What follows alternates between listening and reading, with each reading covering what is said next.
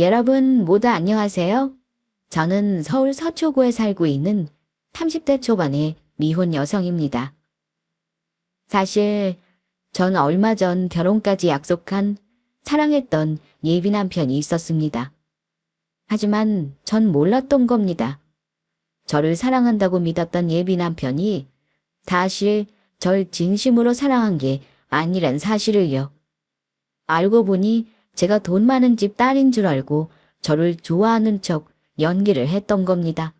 그런데 제가 가난한 집 딸이란 생각이 들자마자 예비 남편 놈은 예비 시모와 함께 저에게 파혼까지 요구해왔습니다. 저희 아빠가 크게 아프자 자기에게 손을 벌릴까봐 겁을 먹고선요. 하지만 나중에 모든 사실이 밝혀지며 예비 남편 놈은 저와 파혼한 사실을 땅을 치고 후회를 하게 되는데요. 지금부터 여러분께 제가 예비 남편놈과 파혼하게 된 사연을 말씀드려 보려고 합니다. 부디 제 사연을 듣고 나중에 저처럼 당하는 분들이 없길 바라면서요. 처음 예비 남편을 만났을 때만 해도 저는 예비 남편이 아주 근사하고 괜찮은 남자인 줄 알았어요. 제 앞에서 늘 착하고 배려심 많은 사람인 척 연기를 했었으니까요. 예비 남편과 만나게 된 것은 아주 우연한 계기였습니다. 저랑 친하게 지냈던 여자 선배 결혼식에서 신랑 쪽 친구로 예비 남편과 만나게 되었던 것이죠. 예비 남편은 저를 처음 보자마자 첫눈에 반했던 것인지 저희 선배 남편분에게 부탁을 해 저와 만남을 주선해달라고 부탁을 했던 겁니다. 그렇게 저희는 소개팅을 하게 되었고 저는 순수하고 착한 예비 남편의 모습에 반해 마음을 열고 사귀게 되었죠. 그렇게 자연스레 연애를 하며 1년 정도 사귀다 보니 예비 남편이 저에게 먼저 청혼을 해왔고요. 저도 늘 한결같은 예비 남편을 보며 이런 사람이라면 믿고 결혼해도 되겠다는 생각에 예비 남편의 청혼을 받아주게 되었습니다. 그런데 저는 예비 남편에게 말하지 못한 한 가지 비밀이 있었어요. 예비 남편은 대기업에 다니는 일반 직장인이었고 저는 어린아이들을 가르치는 작은 미술학원을 운영하는 미술학원 원장이었는데 사실 저희 집은 아빠가 작은 중소기업을 운영하며 사업을 해 어느 정도 사는 편이었거든요. 하지만 저는 저희 아빠가 사업을 해 집안이 넉넉하게 산다는 이야기를 예비 남편에게 비밀로 하고 이야기하지를 않았어요. 부모님께서 집에 돈이 있다는 이야기를 사람들에게 함부로 해봤자 좋을 게 없다고 했거든요. 사람들에게 사기나 이용을 당할 위험이 크다고 하셨습니다. 그래서 저도 부모님 말씀을 듣고 어린 시절부터 집이 잘 산다는 걸 티내지 않고 살았고요. 저랑 정말 가깝게 지내는 친한 친구 몇 명만 그 사실을 알고 있었어요. 그래서 저는 저희 아빠가 사업을 해 집이 잘 산다는 사실을 예비 남편에게 알리지 않고 만나고 있었습니다. 결혼 전 어느 정도 마음의 준비가 되고 예비 남편을 정말로 믿을 수 있다고 생각했을 때 그때 기회를 봐 이야기를 해줄 참이었죠. 그렇게 저는 시댁에 처음 인사를 드리러 가게 되었고 예비 시모는 제가 마음에 드시는지 저를 처음 봤을 때부터 아주 반갑게 맞이해 주셨습니다.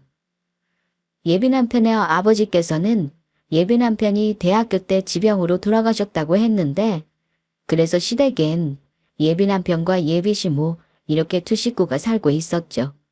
다행이라면 예비 남편 아버지께서 남겨주신 유산이 조금 있어서 예비 남편과 예비 시모 두 사람이 먹고 사는 데는 큰 문제가 없었다는 거예요. 아이고 우리 능력 있는 예비 며느리가 왔네.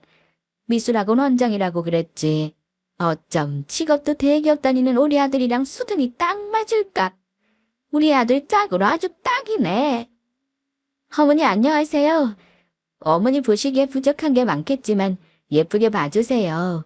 부족하긴 뭐가 부족해. 난 우리 집 복덩이가 들어온 것 같아 아주 좋구만. 앞으로 우리 잘 지내봐요.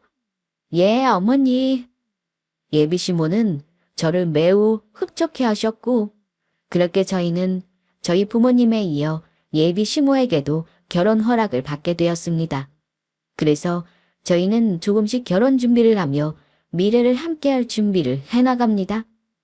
그런데 제가 결혼 준비를 하는 도중 정말 예상하지도 못한 큰일이 터지고 말았죠. 저희 아빠가 회사에서 갑자기 쓰러져서 병원에 실려갔다는 소식을 학원에서 일을 하다가 연락을 받게 된 것입니다. 그래서 저는 다급히 아빠가 실려갔다는 병원으로 달려가게 되었고, 정말이지 상상하지도 못한 소식을 듣게 되었죠. 저희 아빠가 간암 2기로 간이식을 받아야 살 수 있다는 이야기였어요. 평소 저희 아빠는 술, 담배도 안 하시고 운동도 하시면서 건강관리를 열심히 하셨던 분이라 그런 아빠가 간암에 걸릴 거란 사실을 아무도 상상하지 못했고요. 그래서 저는 저희 아빠를 부둥켜 안고 텅텅 울고 말았습니다. 아빠, 이게 갑자기 무슨 일이야? 왜 아빠가 암이야? 왜 우리 아빠는 암이어야 하는데? 내 녀석, 뭘 걱정해? 수술하면 괜찮아질 거라고 하잖아. 네 오빠들이 검사해서 아빠 간이식 해준다고 했으니까 아무 걱정하지 마. 괜찮아진 게 뭘 괜찮아. 아빠 수술하고 나면 몸도 약해질 테고 계속 조심하면서 살아야 하는 거잖아. 아빠. 재경아, 아빠 나이도 들고 늙으면 아픈 건 당연한 거야. 너희들 덕분에 아빠 충분히 행복하게 살았어. 후회 없는 인생이었다. 아빠 미안해. 우리 키우느라 아빠 젊었을 때 고생해서 그런가 봐. 정말 미안해. 이 녀석아, 그런 소리 마. 부모가 자식 키우는 건 당연한 거야. 부모한테는 자식 키우는 것보다 더한 기쁨이 어디 있다고. 그건 네 엄마도 나랑 같은 생각일 거다. 아빠가 당장 죽는 것도 아니고 수술 잘 받고 건강관리 잘해서 오래오래 너희들 곁에 있을 거니까 아무 걱정하지 마. 아빠, 꼭 우리 곁에서 오래오래 사셔야 해. 나 두고 어디 가면 안 돼? 그래, 알았다. 내가 너희들 두고 어디 가겠냐? 그 후 오빠 둘이 공여자 검사를 하게 되었고, 다행히 큰오빠가 아빠에게 간이식을 해주기로 했습니다. 아빠 회사는 오빠 둘이 오래전부터 아빠를 도와 운영하고 있었기에 아빠가 수술해서 회복하는 동안 오빠들이 회사 임원분들과 함께 잘 협력해 운영하기로 했고요. 그래서 아빠 간병은 엄마와 제가 맡기로 했습니다. 저야 미술학원 원장이다 보니 저 대신 학생들을 가르칠 선생님들도 있고 당분간 제가 자리를 비운다고 해서 큰 문제가 생기거나 하는 건 아니었거든요. 아빠는 괜찮다고 했지만 아빠가 아플 때 제가 곁에 있어드리지 못하면 평생 후회할 것 같다는 생각에 제가 꼭 간병을 해드리고 싶다고 했습니다. 그래서 어쩔 수 없이 예비 남편과 저희 결혼식도 미루게 되었고요. 일단 결혼식장이며 신혼집이며 알아보고 있는 수준이어서 피해를 보거나 하는 건 없었습니다. 하지만 결혼식을 미루는 일이라 제가 예비 남편에게 많이 미안해했는데 예비 남편은 오히려 저를 걱정해 주더라고요. 장인어른이 갑자기 간암이라니 저게 정말 많이 놀랐겠다. 그래도 장인어른 수술받아서 간이식하고 나면 괜찮아질 거니 너무 걱정하지 마. 자기야, 귀엽네. 자기 곁에는 내가 있잖아. 힘들면 언제든지 연락하라고. 내가 바로 달려올 테니까. 갑자기 우리 결혼식도 미루게 되고 정말 미안해. 어머니께는 내가 전화드리긴 했지만 자기가 잘 좀 이야기해줘. 알겠어. 일단 지금은 장인어른이 무사히 수술하시고 건강 회복되는 게 우선이니까 그런 건 걱정하지 말고 있어. 난 얼마든지 자기 기다릴 수 있으니까. 그렇게 말해줘서 정말 고마워. 자기가 곁에 있어줘서 내가 얼마나 힘이 되는지 몰라. 자기 아니었으면 나 정말 힘들었을 거야. 저희 아빠가 아프다는 말에 저를 배려해주는 예비 남편의 모습을 보며 전 예비 남편을 깊게 신뢰하게 되었습니다. 그래서 이런 사람이라면 저희 아빠가 중소기업 회사 사장님이라는 사실도 이젠 솔직하게 말해도 되겠다 싶었어요. 그래서 저는 기회를 봐서 모든 사실을 예비 남편에게 이야기하려 했죠. 그런데 저희 집 소식을 들은 예비 시모가 제가 저희 아빠 간병하는 게 걱정되었는지 저에게 힘내라며 밥을 해먹이고 싶다면서 시댁으로 부르셨던 겁니다. 간병인은 무엇보다 체력이 중요하다면서요. 그래서 저는 예비시모가 해준 밥을 먹으러 시댁에 가게 되었는데 예비시모가 저에게 조금 이상한 걸 물으셨던 거예요. 팥가사돈께서 아파서 네 걱정이 크겠구나. 그래도 아예 방법이 없는 것도 아니고 간이식하면 살 수 있는 거라며. 그러니 너무 의기소침해 있지 말고 네가 힘을 내야 한다. 그래야 팥가사돈께서도 버티실 테니. 네, 어머님. 정말 감사합니다. 그런데 재경아, 다른 게 아니고 내가 조금 걱정이 돼서 묻고 싶은 게 있는데 저번에 우리 집에 와서 네가 팥가사돈께서 아직 직장 생활하면서 일하신다고 했잖니? 그러면 팥가사돈께서 먹고 살 만큼 버는 건 맞는 거지? 네, 물론이죠. 솔직히 아빠가 진짜 퇴직해도 되었는데 일에 대한 욕심이 있으셔서 계속 일하고 계셨던 거예요. 그래? 그렇다면 다행이고 나는 팥가사돈께서 아직 일하신다고 해서 혹시 일을 하나면 너희 집 형편이 어려운 건가 싶어서 물어봤다. 수술비도 그렇고 네 엄마도 있는데 네가 걱정이 돼서 잠을 잘 수가 있어야지. 아, 그런 건 전혀 걱정하지 않으셔도 돼요. 어차피 오빠들도 그렇고 저희 삼남매 각자 자기 일 열심히 잘하고 있고 저희 부모님이 두 분이 생활할 능력 충분히 되세요. 그렇지? 우리 예비 며느리 집 못 살면 안 되지. 그럼 내 자존심이 허락을 못 할 테니까. 네가 그렇게 말해주는 내 마음이 아주 편해졌다. 그건 그렇고 내가 넣어주려고 뭐 산 게 있는데 마음에 들었으면 좋겠구나. 주시려고요? 어머니 뭔데요? 그렇게 말하면서 예비시모가 꺼낸 것은 백화점 옷들이었습니다. 다만 전부 2월 상품으로 세일해서 산 옷들이었지만요. 우리 아들 옷 사면서 산 건데 이래봬도 이게 백화점에서 파는 아주 비싼 옷들이다. 다 고급인 것들인 거니까 당연히 너도 마음에 들겠지만 잘 입길 바란다. 어머니, 제 것까지 안 사도 되는데 감사히 잘 입겠습니다. 고맙습니다. 예비시모가 저에게 선물한 옷이 비싼 제품들도 아니었고 어른 눈으로 고른 거라 조금 촌스러웠지만 그래도 저를 생각해서 사주셨다는 생각에 그때는 감사한 마음이었어요. 게다가 저희 아빠 이야기도 저는 순수하게 정말로 저희 아빠가 걱정되어 묻는 거로 생각했었죠. 예비시모가 묻는 그 시커먼 의도도 모른 채요. 어느 날인가 예비 남편은 저를 보겠다며 저희 아빠가 입원하신 병원으로 찾아왔었습니다. 그래서 제가 조금 시간이 돼서 예비 남편과 같이 밥을 먹게 되었는데 그날은 무슨 일인지 저희 아빠 수술에 대해 예비 남편이 꼬치꼬치 묻기 시작했죠. 정확히는 저희 아빠 수술비에 대한 것이었지만요. 자기야, 그런데 장인어른 수술하고 입원까지 하고 있으려면 병원비가 어느 정도 드는 거야? 설마 돈이 많이 들려나? 일단 우리 아빠 수술비로 대충 3천만 원 정도 나오긴 했어. 그리고 또 아빠 수술하고 나서 지금까지 입원하고 치료하는 비용 생각하면 그것도 한 1,000만 원 이상 잡고 있어. 그 후 작게 들어가는 것들도 있고 거기다가 아빠 병원 퇴원하고 요양병원 가서 지내려면 아무도 돈이 더 들어갈 거야. 뭐? 그렇게나 많이? 그러면 거의 집에 있는 재산 전부 거덜나는 거 아니야? 자기야, 혹시나 해서 묻는 건데 장인어른 당연히 보험 들으셨겠지? 뭘 그런 거로 집에 있는 전 재산이 거덜이나. 그것보다 우리 아빠 상인인 게 더 중요하지. 그리고 우리 아빠도 그렇지만 엄마도 보험 안 들었어. 보험을 안 드셨다고. 아니, 그러면 앞으로 어떻게 하려고. 자기야, 걱정하지 마. 우리 집 아빠 수술비랑 병원비 감당할 능력 충분히 되니까.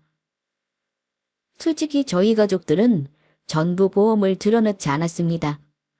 보험이라는 게 일정한 돈을 계속해 넣어야 하는 거라 아프지도 않은데 매달 꽤 많은 비용이 들어가는 것도 아까웠고 가족 중에 누가 크게 아팠을 때 들어가는 비용을 충분히 감당할 수 있는 형편이 되니 그게 더 낫다고 싶었거든요. 그래서 저는 그 부분에 대해 별로 크게 신경 쓰지 않고 이야기했는데 무슨 이유에서인지 제 말에 예비 남편의 표정이 무언가 정말 심각하게 고민하는 듯 보였습니다. 그리고 예비 남편이 왜 그런 표정을 지었는지 전 며칠 지나서야 그 이유를 알게 되었죠. 예비 남편이 저희 아빠 병원에 다녀간 지 얼마 후 예비 시모가 갑자기 보자는 연락이 와서 병원 근처 커피숍으로 가게 되었는데 그곳에서 저는 정말 기가 막힌 일을 겪었으니까요. 마침내 예비 시모가 숨겨왔던 본색을 드러냈던 겁니다. 어머니 그동안 잘 지내셨어요? 저희 아빠 때문에 저희 결혼도 미뤄지고 정말 죄송해요. 그건 됐고 오늘 너 보자고 한 건 이유가 있어서다. 이유라뇨? 어머니 어떤 거요?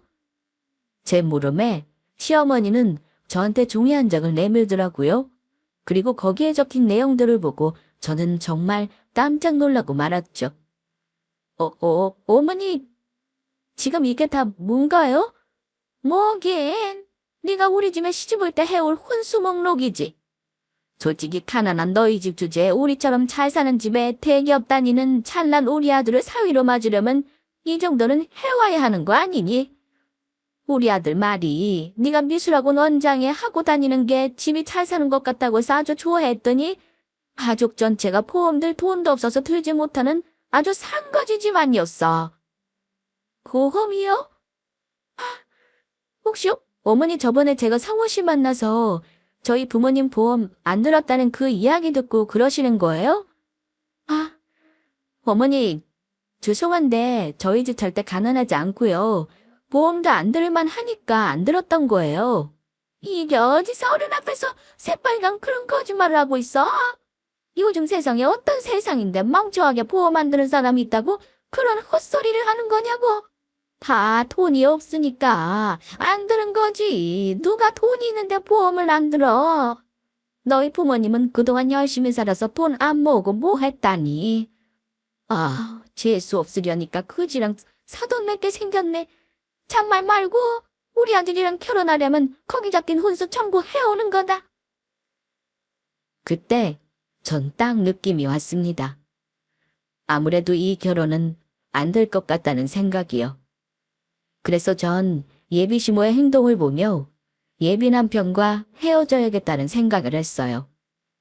헤어지기 전 예비 남편에게 정확히 물어봐야겠지만 예비 남편이 예비 시모한테 제가 미술학원 원장이고 하고 다니는 게 집이 잘 사는 것 같다고 이야기했다는 것도 그렇고 예비 남편이며 저희 집이 잘 사는 것처럼 보여서 절 좋아했다는 의심을 지울 수가 없었던 것입니다. 사람을 조건이나 돈으로만 평가하고 이건 아니다 싶었던 거죠.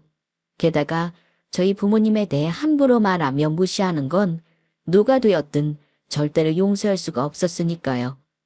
그래서 저도 하고 싶은 말을 참지 않고 했습니다. 아니요, 어머니. 죄송한데 저는 여기 어머니가 적어주신 이 혼수들 전부 못 해오겠는데요? 제가 무슨 의사나 변호사 집안에 시집가는 것도 아니고 40평짜리 아파트에 외제차에 거기다가 근거 보기는 제가 왜 해가야 하는데요? 어머니, 뭔가 착각하시는 것 같은데 어머니 아들 그 정도로 대단하지 않거든요. 어머니 아들 조건에 이런 거 해오라고 하면 사람들이 미친 줄 알아요. 그러니까 정신 차리세요. 제가 말을 안 해서 그렇지 제 주변에 저 좋다는 어머니 아들보다 잘난 사람들 훨씬 많거든요. 이게 너 지금 뭐라 그랬어? 지금 나보고 미쳤다고 한 거냐? 이게 어디 시험이 될 사람한테 미쳤다는 말을 해? 너 이 혼수 못 해오면 우리 아들이랑 결혼하는 거 허락 못하니까 그렇게 알아? 어머니, 말씀 다 하신 거죠? 그러면 저는 아빠한테 빨리 가봐야 해서 이만 가볼게요.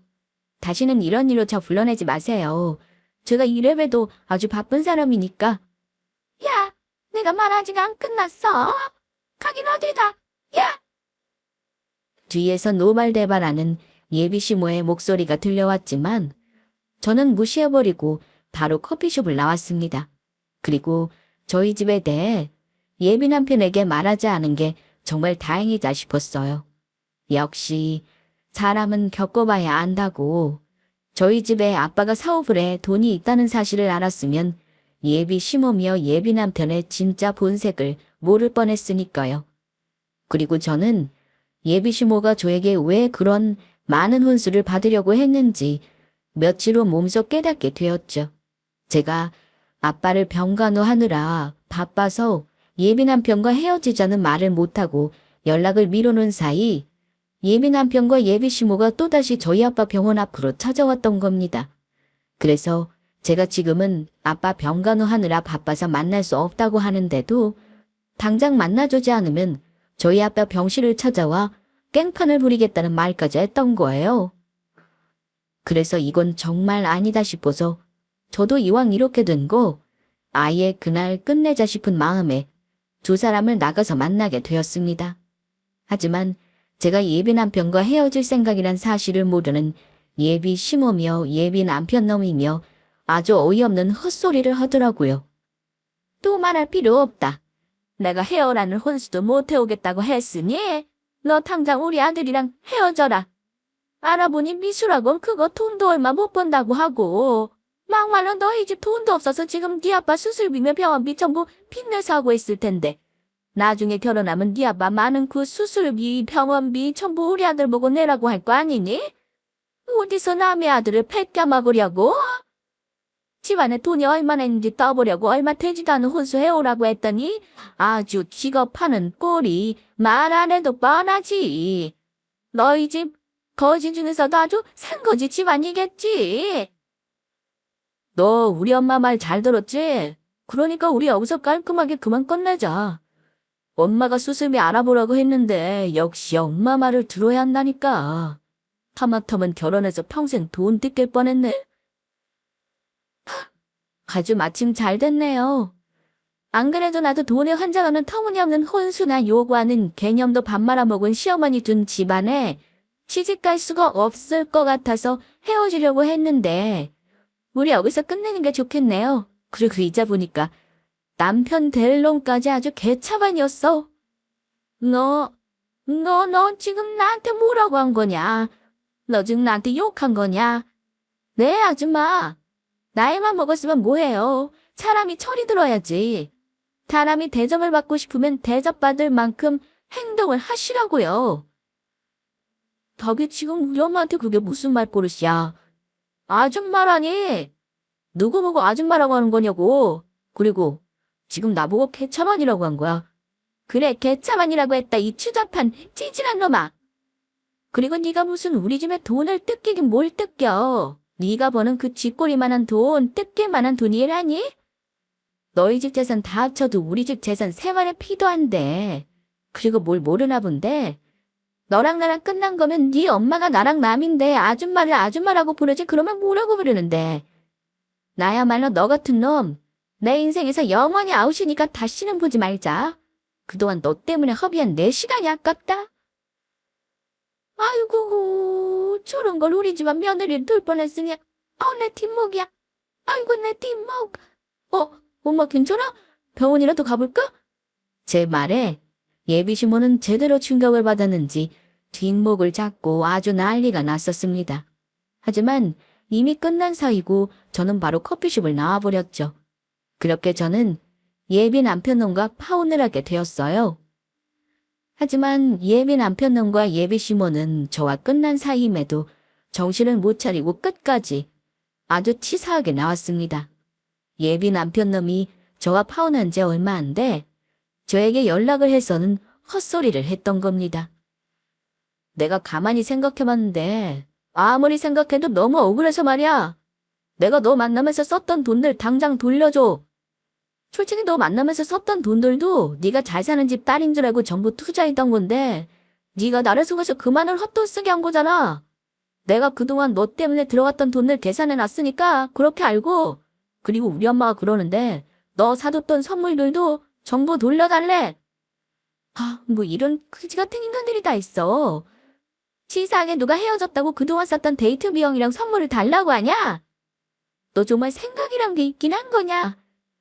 돈 안 돌려주기만 해봐. 내가 이번엔 정말로 너희 아빠 찾아가서 확 깽판을 쳐버릴 테니까. 예비 남편 말에 저는 안 되겠다 싶었습니다.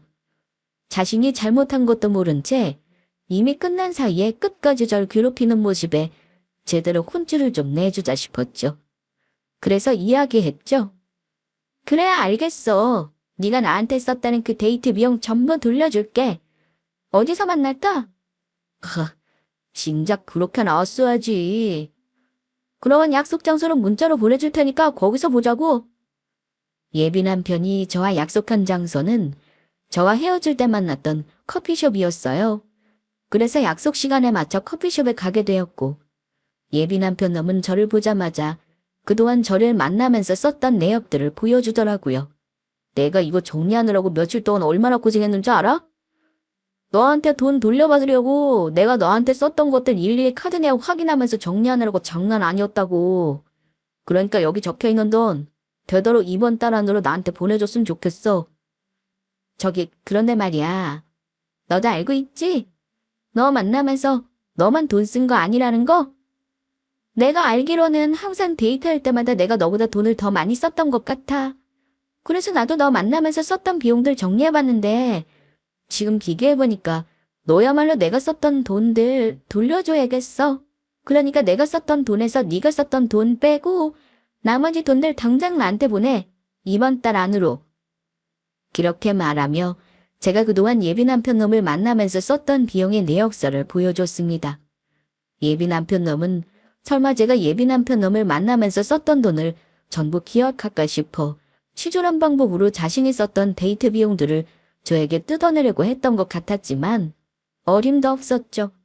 저는 예전부터 부모님께 배운 게 있어서 매일 쓴 돈에 대해 핸드폰에 가계부를 써 기록을 해두고 있었거든요. 그런데 예비 남편 놈은 그것도 모르고 저와 헤어지자마자 돈을 뜯어내려고 했던 겁니다. 그것도 아주 치사하게 말이에요. 예비 남편 놈은 자기보다 많이 쓴 제 데이트 비용이 적힌 목록을 보더니 당황해서 어쩔 줄 몰라 했어요. 그러더니 갑자기 발뺌을 하려 했죠. 자기 나 만나면서 이렇게까지 돈을 많이 쓴 줄은 몰랐네. 자기 그래서 하는 말인데 우리 이왕 이렇게 헤어지기로 한마당에 서로 돈 주고받지 말고 깔끔하게 끝내는 건 어때? 이미 헤어진 마당에 이러는 거 너무 구질구질하잖아. 그렇게는 못하겠는데? 그동안 만나면서 썼던 데이트 비용 달라고 먼저 구질구질하게 군 게 누군데 이제 와서 헛소리야? 너 내가 한 말에 분명히 책임져. 네가 데이트 비용 먼저 이야기했으니까 네가 나한테 쓴 비용 빼고 내가 너한테 쓴 돈들 당장 돌려달라고. 안 그랬다가는 네가 나한테 데이트 비용 먼저 내놓으라고 했던 거 경찰에 확 협박죄로 신고해버릴 테니까. 그리고 니네 엄마가 나한테 선물로 줬던 것들 돌려달라고 했냐. 오냐, 지금 당장 돌려주마. 이거나 처먹어라. 그렇게 말하며 저는 예비 시모가 저에게 선물해줬던 옷이며 신발이며 전부 예비 남편 머리 위에 쏟아부어버렸죠. 그리고 한마디 해줬습니다. 남은 부모님 아파서 걱정되시겠는데 그저 이런 일로 사람을 괴롭히냐? 그때 데이트 비용 얼마나 든다고 이 난리인데. 네가 그러고도 사람이야. 그리고 너희 엄마도 세일할 때 산 싸구려 옷들 사준 거였으면서 아주 꼴값이 풍년이다. 나한테 또 한 번 이랬다가는 정말로 가만히 안 있을 테니까 너 내 말 명심하는 게 좋을 거야. 그리고 네가 뭔가 착각하나 본데 우리 이미 끝난 지 오래거든? 다시 한번 쓸데없는 일로 연락하기만 해봐. 그때는 내가 너 협박지 말고 스토킹으로 확 신고해버릴 테니까. 정말로 예비 남편 놈이 저에게 했던 행동을 협박죄로 신고할 수 있는지 모르겠지만 예비 남편 놈은 제 말에 겁을 먹었는지 얼마 지나지 않아 데이트 비용을 제 통장으로 보내주었습니다. 그래서 전 돈을 돌려받은 후 바로 예비 남편과 예비 시모의 전화를 차단해 버렸죠. 그리고 비슷한 시기 간이식 수술을 받고 요양병원에서 지냈던 저희 아빠도 몸이 잘 회복되어 태어나요.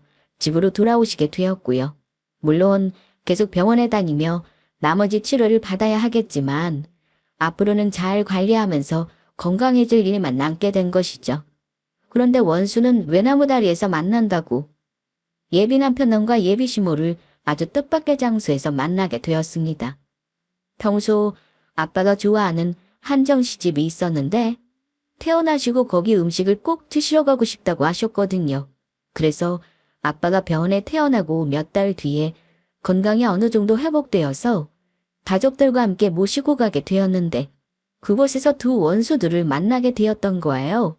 바로 예비 시모며 예비 남편 말이에요. 두 사람은 저를 보자마자 비웃으며 시비 걸게 바빴습니다. 네가 무슨 일이냐 여기는? 설마 너희 양편에 이 비싼 곳에서 밥이라도 먹으러 온 거냐? 엄마, 식당에서 나오는 거 보면 몰라? 밥 사 먹으려고 들어왔다가 너무 비싸서 못 사 먹고 나오는 길 같은데? 그런데 재경아, 너 그거 알아? 나 새로 만나는 여자 생겼다? 그것도 너랑은 아주 다르게 잘 나가는 제약회사 팀장에 집도 아주 잘 살아. 여자친구 아빠가 초등학교 교장 선생님이셨어. 그래서 지금 여자친구 데리고 여기 식당에 밥 먹으러 온 거야. 여기가 아주 유명한 한정식집이라고 해서 내가 사주려고 데려왔지. 어때? 약오르지? 배 아파 죽겠지? 약이 오르긴 뭐가 약 올라? 그리고 이깟 식당 밥값이 얼마나 한다고. 뭘 모르나 본데 여기 우리 가족들 자주 오는 단골 식당이야. 무슨 말도 안 되는 소리야. 너희 집 가난한 집에서 어떻게 여기 비싼 한정식집이 단골 식당이라 그런 건데. 나도 마음 잡고 여자친구 사주려고 왔다고. 그런데 그때 아주 예상치도 못한 일이 발생하고 맙니다. 예비 남편놈의 여자친구가 오더니 저희 아빠를 보자마자 깜짝 놀라며 불이 나게 달려와 인사를 했던 겁니다. 사장님, 여기까지는 무슨 일이신지 전무님이랑 실장님도 모두 알고 계셨네요. 수술하셨다고 들었는데 잘 되신 건가요? 그런데 사모 씨는 우리 사장님 따님은 어떻게 알고 이야기하고 있었던 거야? 윤지야, 사장님 따님이라니? 그 무슨 소리야? 무슨 소리냐니. 여기 계신 분이 우리 회사 사장님이고 옆에 계신 젊은 여성분은 우리 사장님의 하나밖에 없는 따님이셔. 그러면 재경이 너가 가난한 집 딸이 아니고 잘 나가는 제약회사 사장님 딸이었다는 소리야? 그래, 그걸 이제 알았냐? 그리고 네 놈이 우리 아빠 아프다고 했을 때 우리 아빠 진심으로 걱정하면서 곁에 있어줬으면 모두 사실대로 이야기해줄 생각이었어. 그런데 넌 우리 아빠 아프다는 말에 내가 너한테 우리 아빠 수술비 달라고 돈 뜯어낼까봐 그 걱정만 했었지. 우리 집 가난한 줄 알고 바로 파혼하자고 하고 우리 집 돈 보고 접근하는 인간들이 있을까봐 말하지 않고 살았다. 바로 너 같은 놈 때문에. 하트리. 그러면은 우리가 지금 제약회사 사장님 딸을 눈앞에서 놓쳤다는 거냐? 우리가 돈 많은 부잣집 며느리를 뻥차버린 거냐고? 엄마, 아무래도 그런가 봐. 진작 알았으면 재경이랑 헤어지지 않고 계속 잘해줬을 텐데 아까워서 어떡해. 어떻게 하긴. 지금이라도 재경이 다시 잡아야지. 예비 시모는 그렇게 말하며 저희 부모님 눈치를 보더니 저희 아빠에게 말하더군요. 저기 사돈, 지금까지 있었던 섭섭한 일은 잊어버리고 우리 아들이랑 재경이 다시 시작하게 하시는 게 어떻겠습니까? 솔직히 어딜 가도 우리 아들처럼 괜찮은 신랑감 구하기 어려울 텐데요. 이게 무슨 자다가 봉창 두드리는 소리야? 이봐, 정신 나간 여자야. 나이 들어서 미치려거든 곱게 미칠 것이지 어디서 헛소리야? 당신 아들이 잘나긴 뭐가 잘나? 우리 딸이 좋아하니까 우리 집이랑 차이 많이 나도 부족해도 봐준 거지. 대기업 다닌다고 해도 말단 사온 주제에 언강샘심 우리 귀한 딸이 가상케 나을 것 같아. 이미 우리 딸 돈 보고 그랬던 걸 내가 뻔히 아는데 미쳤다고 우리 딸을 너희 같은 개차만 같은 집안에 줄 것 같으냐고? 그러자 예비 남편 놈이며 예비 시모까지 저희 아빠에게 매달리기 시작했습니다. 장인어른, 제가 잘못했습니다. 제가 주저도 모르고 재경이한테 함부로 문 것도 모자라 차버렸습니다. 앞으로는 제가 정말 재경이한테 잘할 테니까 한 번만 기회를 주시면 안 될까요? 장인어른 간 필요하시면 제 간이라도 드릴게요. 그렇습니다, 사돈. 혹시 또 다시 간식 필요하실 일 있으면 기꺼이 저희 아들 간 드릴 테니 제발 저희 한 번만 기회를 주십시오. 이렇게 눈앞에서 부잣집 며느리를 놓칠 수는 없다고요. 어디서 자꾸 그 더러운 주둥이로 사돈이래? 내가 중론 안에 있어도 우리 딸 가슴 아프게 한 니들 간 따위는 필요 없어. 그리고 이미 우리 첫째 아들이 간 줘서 아주 건강해졌다고. 너희 두 인간은 우리 딸 인생에서 영원히 아웃이야? 아이, 안 돼. 나도 제약회사 사장 사위 소리 들으면서 떵떵거리며 살 수 있었는데 내 몸을 내가 짰네. 아이고, 배야. 아이고, 억울해. 내 부자 며느리 돌려내. 내 부자 며느리 돌려내라고. 예비 남편놈과 예비 시모의 행동에 황당해하며 지켜보고 있던 예비 남편놈의 여자친구가 화가 나 이야기했습니다. 성호 씨, 그게 다 무슨 말이야. 그리고 지금 나 있는 앞에서 누구 보고 잘해보자는 건데. 이럴 거면 지금까지 나랑은 왜 만나고 청혼은 왜 했던 건데. 이 되먹지 못한 놈이 벌써 김 팀장한테 청혼까지 했던 건가? 김 팀장, 이건 어디까지나 자네 위해서 하는 말인데 더 늦기 전에 이런 쓰레기 같은 인간들이랑은 얼른 정리하게. 사람을 조건이랑 돈으로만 평가한 이런 지구석에 시집 가봤자 자네만 평생 고생한다고. 김 팀장 남자친구 우리 딸이 돈 잘 버는 잘 사는 집 딸인 줄 알고 결혼까지 약속했다가 내가 간암 걸리고 보험까지 안 들었다고 하니까 어떻게 했는 줄 아나? 우리 딸이 못 사는 집 딸인 줄 알고 지들한테 내 병원비 도와달라고 할까봐 깽판이랑 깽풀은 정부 부리고 지들 멋대로 결혼까지 없고 다음까지 한 인간들이야. 그도 모자라. 저놈은 우리 딸한테 그동안 만나면서 썼던 데이트 비용까지 뱉어내라고 협박했던 놈이고 그 옆에 정신 나간 늙은 여자는 지가 먼저 우리 딸이 사달라 하지도 않은 옷을 사줘놓고 나중에 지 아들놈이랑 헤어지고 나니 전부 돌려달라고 한 아주 발염차고 저질스러운 것이라고. 그것도 백화점에서 싸구려 세일하는 옷들 다 사주면서. 김 팀장, 자네도 당하기 전에 얼른 도망가라고. 예, 정말로 상호 씨가 사장님 따님한테 그런 짓까지 했단 말이에요. 어쩐지 우리 집 재산이 얼마나 되는지 내 연봉이 얼마인지 꼬치꼬치 캐묻더니 내가 좋아서가 아니라 나랑 우리 집 조건 보고 좋아했던 거였네. 거기다가 내가 뻔히 보는 앞에서 사장님 딸이랑 다시 잘해보자는 말이 나와? 뭐 이런 쓰레기 같은 것들이 다 있어. 야, 이 거지 같은 자식아. 예비 남편 여자친구는 참을 수 없는지 예비 남편의 얼굴에 있는 힘껏 따개를 때리더라고요. 그리고는 화가 나서 자리를 떠나버렸죠. 일이 이렇게 되자 예비 남편 놈은 갑자기 화가 났는지 예비 시무의 멱살까지 잡았습니다. 이게 나 엄마 때문이야.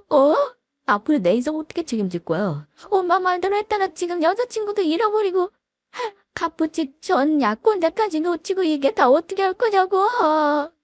엄마만 아니었어도 잘 살 수 있었는데 엄마가 내 인생 망쳤어. 다 엄마 탓이야.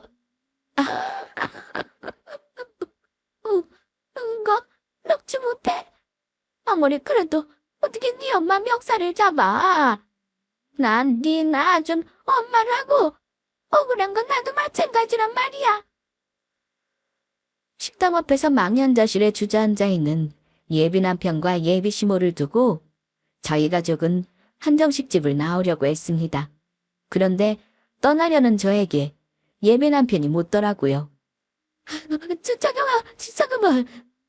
그런데 너희 집 돈 없어서 보험 못 들었던 거 아니었어? 이렇게 잘 사면서 보험은 왜 안 들었던 거야? 솔직히 언제 아플지도 모르는데 앞으로 노후 걱정해야 할 사정이 있는 것도 아니고 부모님은 그래서 돈 아깝다고 들지 않은 거였어. 만약에 나중에 크게 아프게 돼도 보험 안 들어도 충분히 병원비 낼 능력 되니까. 그래서 우리 가족 중에 보험 든 사람 아무도 없고. 이제 알겠니? 우리 엄마는 돈 없어서 보험 안 든 거라고 했는데 결국에는 돈이 많아서 안 들어도 되는 거였네. 엄마 때문에 이게 뭐냐고.